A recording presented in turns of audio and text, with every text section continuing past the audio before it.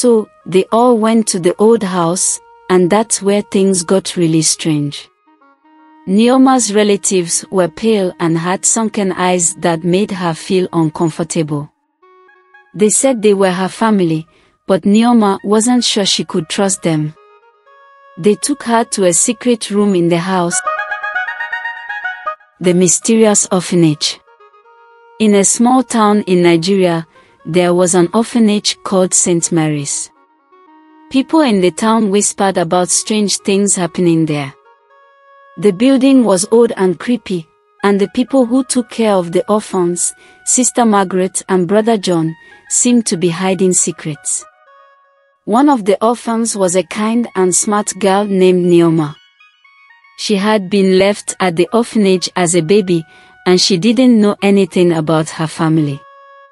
Sister Margaret and Brother John liked Neoma a lot, but they didn't tell her much about her past. As Neoma grew older, strange things started happening. She would have bad dreams and wake up feeling scared. She would also stare into space, like she was talking to someone who wasn't there. Sister Margaret and Brother John thought it was just her imagination, but Neoma knew something was wrong.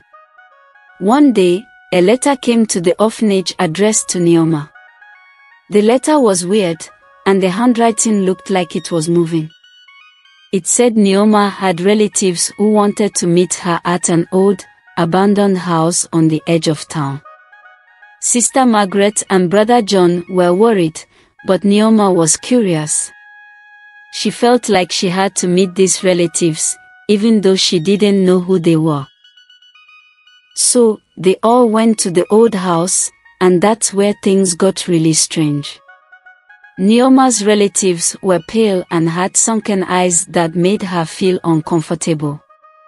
They said they were her family, but Neoma wasn't sure she could trust them. They took her to a secret room in the house, and that's where our story stops for now. What will happen to Neoma? Will she find out the truth about her relatives and their strange plans? The story will continue, but for now, Neoma's fate is uncertain.